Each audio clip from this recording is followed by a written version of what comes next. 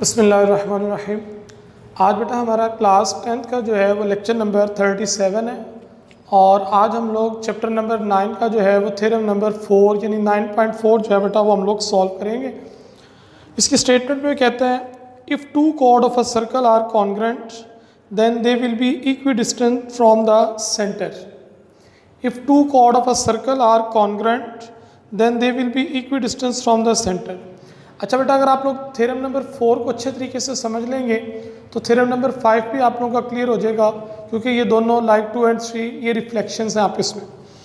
अब इसमें सबसे पहले गिवन में हमारे पास वो कहता है कि A B and C D are two equal chord of a circle. ये हमारे पास A B and C D are two equal chords of a circle with centre at O. A B भी कॉर्ड है because that is joining 2 point of the circle. C D भी chord है because that is also joining 2 point of the circle. So A B and C D are two equal chords of a circle with centre at O, so that O H, अगर ये दोनों equal cord हैं और ओ centre है तो वो कहता है so that O H perpendicular to A B. O H जो है वो ए बी पर क्या है, परपेंडिकुलर है, and O K perpendicular to C D. A B and C D are two equal chords of a circle with centre at O, so that O H perpendicular to A B and O K perpendicular to C D. Proof में ही वो कहता है, ये हमारा given था, proof में वो कहता है कि हमने प्रूफ ये करना है कि O H equals to O के।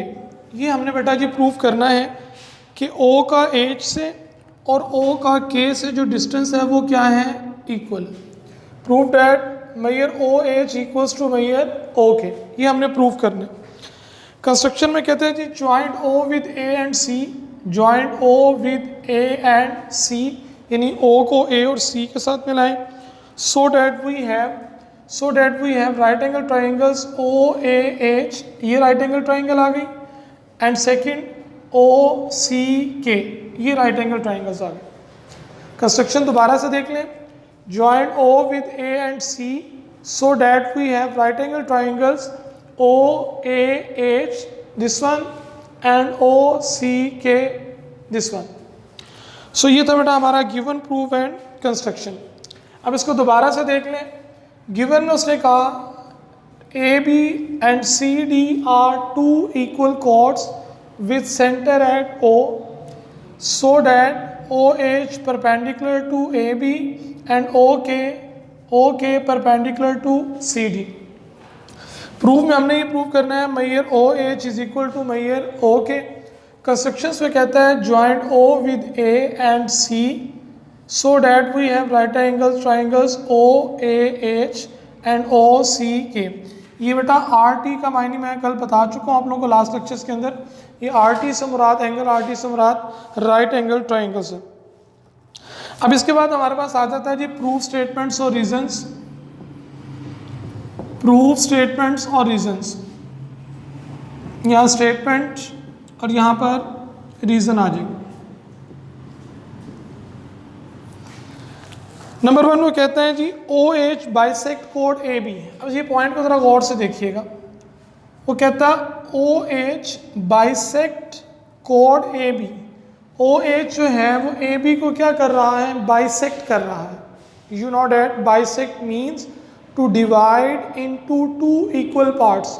कोई भी लाइन किसी दूसरी लाइन को अगर दो हिस्सों में तकसीम करे so that is called bisect of that line. मिसाल के तौर पर ये एक लाइन है हमारे पास ए बी फॉर एग्जांपल, और यहाँ पर अगर हमको लाइन ड्रॉ करते हैं, ये ओ है और ये सी पॉइंट है, तो हम ये कहेंगे ओ सी जो है ये बाइसेक्ट कर रहा है किसको, ए बी को।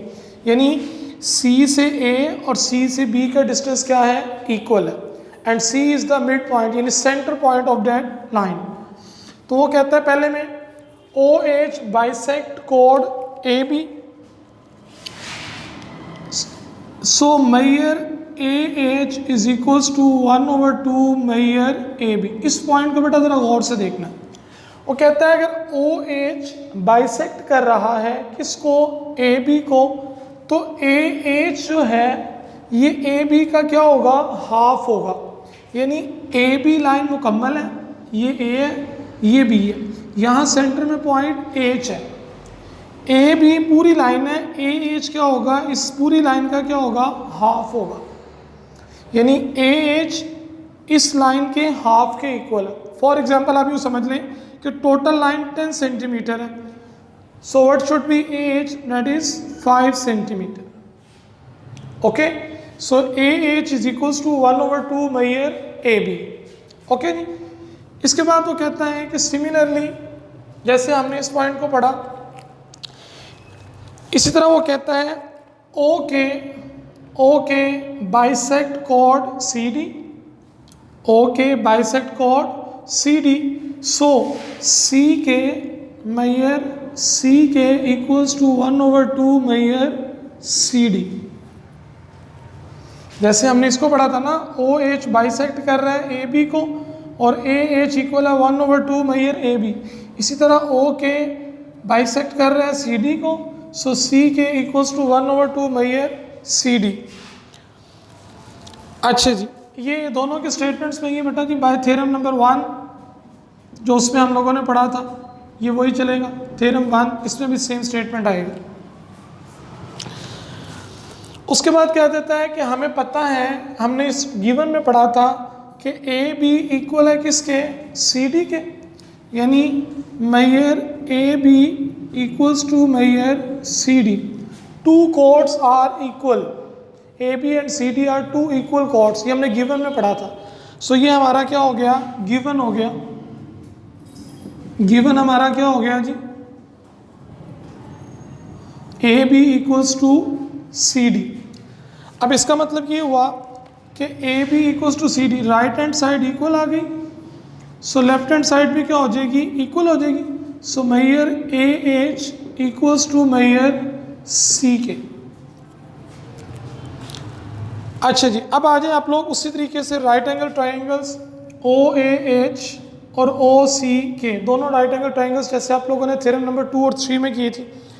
हमारे पास दोनों ट्राइंगल्स में हाइपोटेनियस क्या है, OA congruent to OC, hypotenuse OA, इस ट्राइंगल में हाइपोटेनियस OA और इस ट्राइंगल में हाइपोटेनियस OC है। So OA equals to OC, radii of same circle जैसे हम लोगों ने उसके अंदर पढ़ा था। उसके बाद AH इक्वल्स टू CK, ये हमारा क्या है, बेस है। क्या है, बेस। सो ये हमने प्रूव कर लिया जी, AH इक्वल्स टू CK, ये हमने क्या कर लिया, प्रूव कर लिया। सो दोनों ट्राइंगल्स के अंदर हम लोगों ने दो साइड्स ली हैं, एक हमने ली है हाइपोटेनियस दोनों में और एक हमने ली है बेस दोनों में। सो हाइपोटेनियस और बेस इक्वल हो गई। तो हमने क्या पढ़ा था बेटा कि राइट एंगल ट्राइंगल्स में अगर हाइपोटेनियस के साथ कोई एक साइड इक्वल हो जाए तो दोनों ट्राइंगल्स क्या होती हैं, कॉन्ग्रुएंट्स होती हैं। सो ये दोनों ट्राइंगल्स क्या हो गई, कॉन्ग्रुएंट्स हो गई, यानी इक्वल हो गई। तो इसका मतलब इनकी तीनों साइड्स आपस में क्या होंगी, इक्वल होंगी।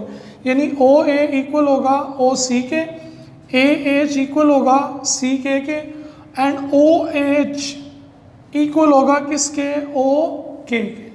यानी OH इक्वल्स टू OK। और ये बेटा जी हमारा क्या था, हम लोगों ने क्या करना था, प्रूव करना था। ओके बेटा जी।